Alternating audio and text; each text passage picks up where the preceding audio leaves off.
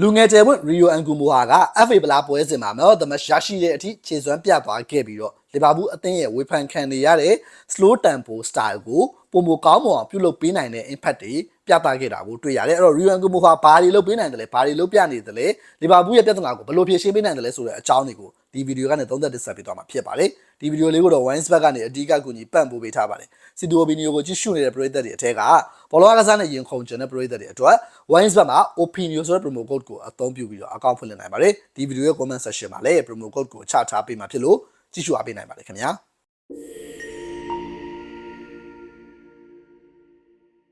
အားလုံးပဲမင်္ဂလာပါစီတူအိုဘီနီယိုကနေကြိုဆိုလိုက်ပါတယ်လီဗာပူးအသင်းရဲ့ကစားဟန်ကိုလူငယ်ကစားသမားလေးရီယိုအန်ဂူမိုဟာဘလို့ကူညီနေတယ်လဲဘလို့ကူညီနိုင်တယ်လဲဆိုတဲ့အကြောင်းကိုဆွေးနွေးသုံးသပ်သွားမှာဖြစ်ပါတယ်လီဗာပူးအသင်းကမနေ့ကကစားခဲ့တဲ့ Wolves နဲ့ FA ဗလာပွဲစဉ်မှာ3ဂိုးတဂိုးနဲ့အနိုင်ရရှိခဲ့ပြီးတော့သူတို့ရဲ့လူငယ်ကစားသမားလေးရီယိုအန်ဂူမိုဟာ Man of the Match ရရှိခဲ့တယ်ခြေစွမ်းပြကစားနိုင်ခဲ့တယ်သူစီကနေဂိုးတွေ assist တွေမမြင်ခဲ့ရဘူးဆိုပေမဲ့သူ့ရဲ့ကစားဟန်ကဒီပွဲရဲ့ impact ကိုအများကြီးတက်ရောက်ခဲ့တယ်ပေတောင်မန်ကျော်တစ်လျှောက်မှာလှုပ်ရှားရှားကစားခဲ့ပြီးတော့လီဗာပူးတိုက်စစ်ကိုထက်မြက်စေခဲ့တယ်တွက်လက်စေခဲ့တယ်အဲ့တော့လီဗာပူးအသင်းနဲ့ပတ်သက်လို့ကျွန်တော်ပြီးခဲ့တဲ့နှစ်ပတ်လောက်တစ်ပတ်ပေါ့နော်အဲ့လောက်တည်းကကျွန်တော်ဒီအကြောင်းကိုပေါ့နော်အန်ဂူမိုဟာကိုသုံးသင့်ပြီဆိုတော့အရာမျိုးကိုကျွန်တော်တင်ဆက်ခဲ့တယ်အဲ့တော့ရီယိုအန်ဂူမိုဟာနဲ့ပတ်သက်လို့အားနည်းချက်မရှိတာမဟုတ်ဘူးသူ့ကိုသုံးဆွဲခြင်းကြောင့်ဖြစ်လာနိုင်တဲ့ risk တွေမရှိတာတော့မဟုတ်ဘူးအဲ့တော့အဲ့ risk တွေကြောင့်အာနီစလော့ဟာသူတောက်လျှောက်ဒီကစားသမားလေးကိုထိမ့်သိမ်းလာခဲ့တယ်သူမိနစ်နည်းပဲသုံးတယ်ဒါပေမဲ့အခုချိန်ကအဲ့ risk တွေအကုန်လုံးမေ့ပြီးတော့သုံးသိမ့်ပြီလို့ကျွန်တော်ပြီးခဲ့တဲ့အပတ်တွေကလေးကပြောခဲ့တယ်ပေါ့နော်အဲ့တော့ Wolves အသင်းကိုဒီအပတ်ထဲမှာပဲလီဗာပူးအသင်းကလွန်ခဲ့တဲ့3ရက်ကရှုံးနေထားတယ်အခုဒီပွဲမှာကြတော့အနိုင်ရရှိခဲ့တယ်ဘာကွာဝါးတယ်လဲဆိုတော့အဲ့ဒီပွဲကိုကျွန်တော်တို့ပြန်စဉ်းစားကြည့်လိုက်မယ်ကိုဒီဂက်ပိုရဲ့ကစားပုံအဲ့တော့အဲ့ဒီပွဲမှာမဟုတ်ဘူးရှေ့ပွဲတွေမှာကိုဒီဂက်ပိုရဲ့ကစားပုံအဲ့တော့တခြားညံ့တဲ့အပိုင်းတွေတခြားအပိုင်းတွေခဏထားလိုက်လီဗာပူးတိုက်စစ်နဲ့ပတ်သက်လို့ကျွန်တော်တို့မြင်နေရတဲ့အရာကအရန်ကို static ဖြစ်လွန်းတယ်အဲ့တော့ Van Dijk ကတော့ပြီးခဲ့တဲ့ဦးအသင်းကိုရှုံးတဲ့အပွဲအပြီးမှာပြောသွားတယ်ပေါ့နော်လီဗာပူးအသင်းက slow tempo ဖြစ်လွန်းတယ်ပြီးတော့သူ့ရဲ့တိုက်စစ်ကမှန်းဆရလွယ်တယ်ပေါ့နော်အဲ့တော့အင်မတန်မှန်ကန်တဲ့စကားဖြစ်တယ်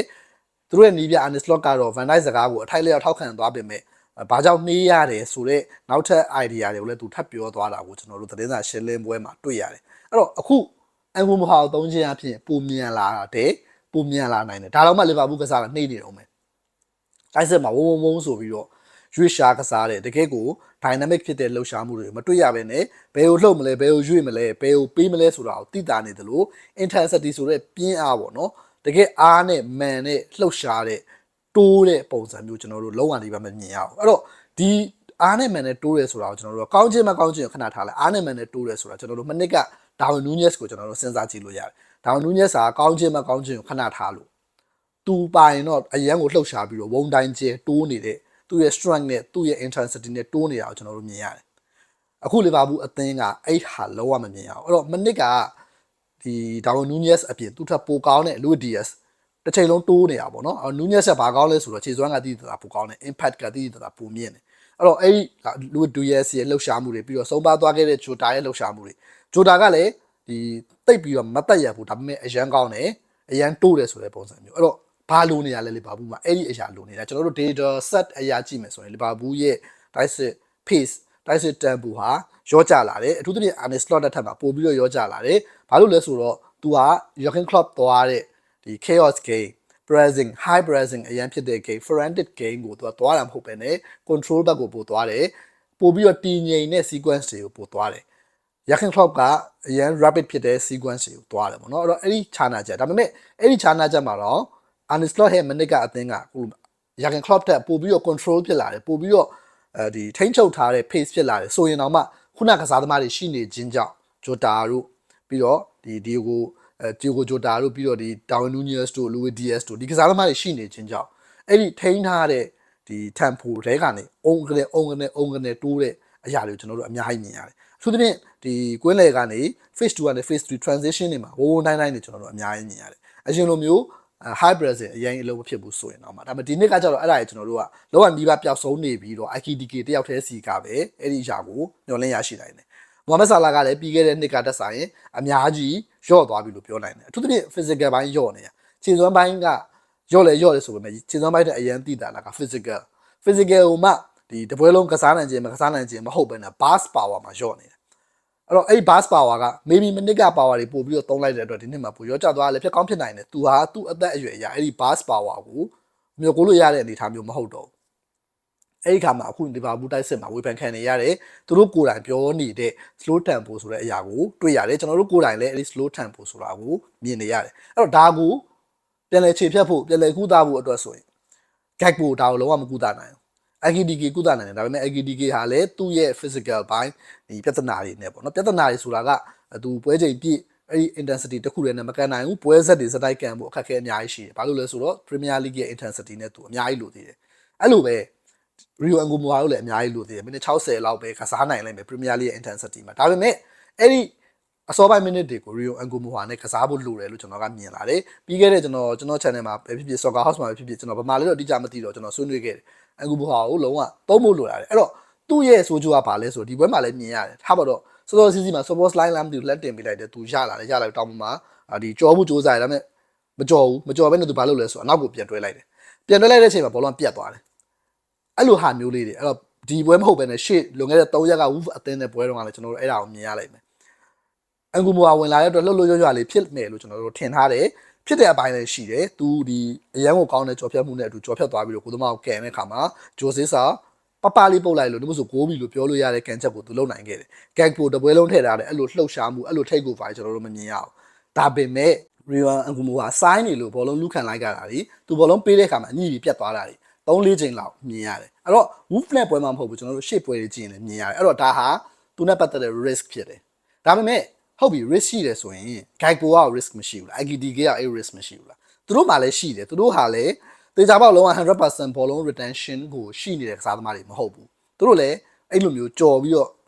ကစားတာဖြစ်တဲ့အတွက်အဲ့ risk ရှိတယ်ဒါပေမဲ့ပြဿနာ guide ပိုကမလွတ်ဘူးအဲ့ risk ရှိပေမဲ့သူကမလွတ်ဘူးမလွတ်တဲ့အတွက်ကြောင့်ဒီလီဗာပူးတိုက်စစ်မှာတော်တော်လေးကုခဲ့ရမယ့်တဲ့အနေအထားမျိုးတွေ့ရတယ်ဒါကြောင့်မလို့ကျွန်တော်ဟာရီအန်ဂူမိုဟာကိုသုံးသင့်တယ်လို့ဒီလွန်ခဲ့တဲ့အပတ်တွေကကျွန်တော်တောက်လျှောက်ခိုင်ခိုင်မာမာပြောခဲ့တယ်ပေါ့နော်အဲ့တော့အရင်ကတော့ဒီကစားသမားလေးရဲ့ဒီ potential ကိုထိခိုက်သွားနိုင်တယ်ပေါ့နော်ထိခိုက်သွားနိုင်တဲ့အတွက်ထိန်းထိကန်နေပေမဲ့အခုကကြတော့အဲ့လောက်ကြီးသွားပြီးတော့တွေးနေစရာမလိုတော့ဘူးသူကန်နေနိုင်ပြီဒီပြီးတော့သူအသက်ပိုကြီးလာတယ် Premier League နဲ့ပြီးတော့ဒီ first team နဲ့အချိန်အကြာကြီးဖြတ်တန်းလာတယ်ဒါကြောင့်မလို့အခုလိုမျိုး match လာရောက်တဲ့အချိန်မှာတော့သုံးလို့ရပြီလို့ကျွန်တော်ယူဆတယ် maybe December မှာသုံးလို့မရပါမယ်အခုသုံးလို့ရပြီလို့ကျွန်တော်ယူဆတယ်အဲ့တော့အဲ့သုံးလို့ရပြီဆိုတဲ့ခြေစွမ်းကိုလည်းဒီဘက်မှာပြသွားတယ်လို့ကျွန်တော်ကယုံကြည်တယ်ပေါ့နော်အဲ့တော့သူ့စီကနေလှုပ်ရှားမှုတွေအများကြီးတွေ့ရတယ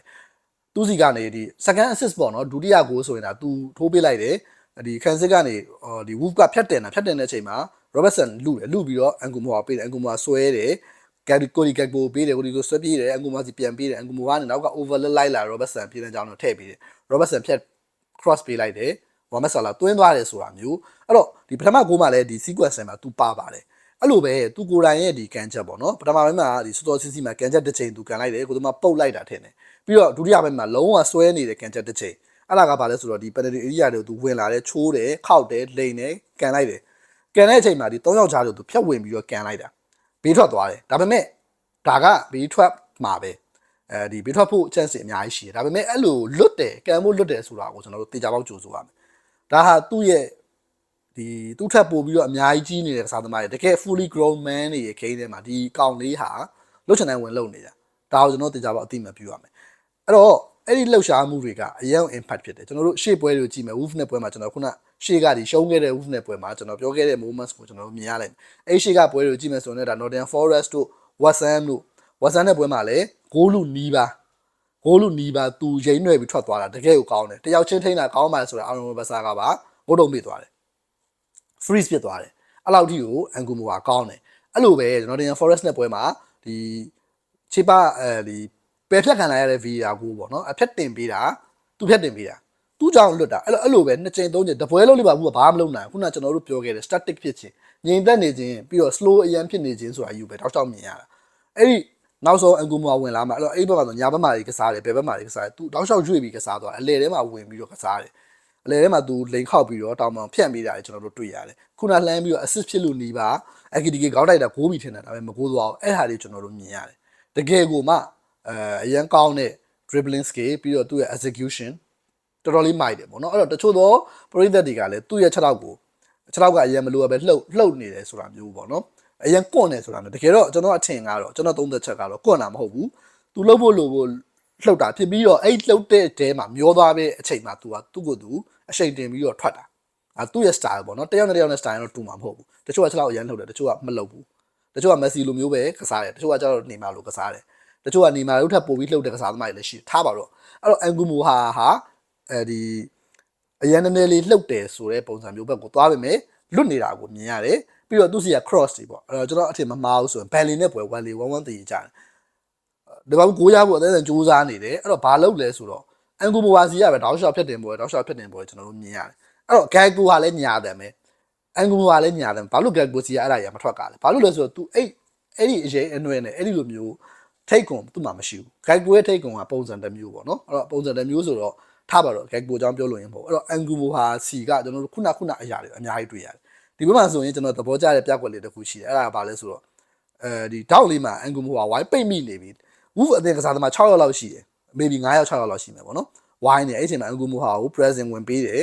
ဘောလုံးထိန်းပြီးတော့သူခန်းစစ်ကိုပြန်တွဲလိုက်တယ်ဝူအသင်ကစားသမားတယောက်နဲ့ပုတ်ပြီးထိသွားတယ်ဒါပေမဲ့မညှိသွားဘူးဘောလုံးဟိုဘက်ရောက်သွားတယ်ဒီဗန်ဒိုက်ကလက်ခုပ်တီးပြီးတယ်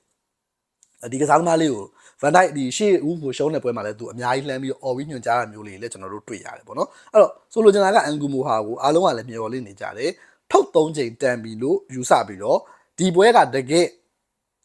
ဒီ point ပေါ့နော်အဓိက main point ဖြစ်တယ်လို့ယူဆဘာလို့လဲဆိုတော့တို့အခုရင်ဆိုင်ခဲ့တာဒါ Wolf အသင်း Premier League ပြိုင်ပွဲဖြစ်တယ် Premier League မှာအညံဆုံးလို့ဆိုစေကမူနောက်ပိုင်းပွဲတွေမှာခြေစွမ်းတက်ထားတဲ့ပြိုင်ပွဲဖြစ်တယ်သူတို့ကိုပြီးခဲ့တဲ့ရက်ပိုင်းကမှဒုက္ခပေးခဲ့တဲ့ပြိုင်ပွဲဖြစ်တယ်အဲ့တော့ပထမပိုင်းမှာလည်းဘာဘူးကိုမရအောင်ဟုတ်တယ်ဒါပေမဲ့ကစားတာလည်းအဲ့လောက်ကြီးမကောင်းဟိုခုနပြောတဲ့ slow tempo ဆိုတဲ့ဒီ pattern ကြီးရှိနေတော့မယ်ဒါပေမဲ့အန်ဂူမိုဟာကတယောက်တည်းကွက်မြန်နေတယ်တယောက်တည်းသူဟာပုံမြင့်တဲ့ pace ပုံမြင့်တဲ့ intensity နဲ့ကစားနေတယ်အဲ့တော့အဲ့ဒီအချက်ကလီဗာပူးလိုနေတဲ့အချက်လို့ကျွန်တော်ကတော့ယုံကြည်တယ်ပေါ့နော်အဲ့တော့လီဗာပူးကိုဒီပွဲမှာဦးအသင်းတဲ့ပွဲမှာအန်ဂူမိုဟာအများကြီး impact ဖြစ်အောင်လုပ်ပေးနိုင်ခဲ့တယ်ဒီအဆင့်မတိုင်ခင်တော့လည်း Brighton နဲ့ပွဲအန်ဂူမိုဟာ900ရမှာ VAR မရှိလို့ကိုမရသွားတာ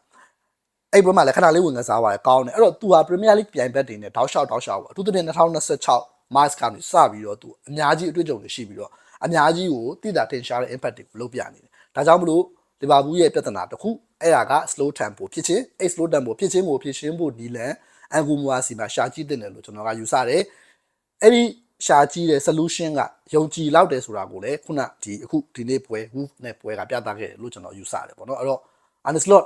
တကယ်ဘယ်လိုလုပ်သွားမလဲဆိုတာတော့ဆက်လက်ဆောင်ကြည့်ဖို့ရှိတယ် solution ကတော့ဒီမှာရှိနေပြီ Arne Slot လုပ်ရမလားပေါ့နော်အဲ့တော့ risk ယူရမှာတွေတော့ရှိတာပေါ့ဒါပေမဲ့ risk ကတော့ဘယ်သူပဲသုံးယူနေရတာပဲသူတို့ပိုင်ဆိုင်တာစာဒီယိုမာဒီလည်းမဟုတ်ဘူးမရှိဘူးပေါ့နော်စာဒီယိုမာဒီလို level မရှိဘူးမနစ်ကလူဝီဒီယက်ဆိုလို level တောင်မရှိနေဘူးမရှိနေတဲ့အခါမှာတော့ risk ကရှိနေရပဲအဲ့တော့ရှိနေတဲ့အတူတူတော့ယူကြည့်မယ်ဆိုတာမျိုးသွားမလားပေါ့အဲ့တော့ဒါတွေတော့ဆက်လက်ဆောင်ကြည့်သွားဖို့ရှိတယ်ကျွန်တော်ကတော့အန်ဂူမိုကခြေစွမ်းကိုတော်တော်လေးအသိမှတ်ပြုမိတာဖြစ်ပါတယ်ကြည့်ရှုအားပေးခဲ့တဲ့အတွက်အားလုံးကိုအထူးပဲကျေးဇူးတင်ပါတယ်နောက်ဗီဒီယိုတွေမှာပြန်လည်ဆုံတွေ့ပါမယ်ခင်ဗျ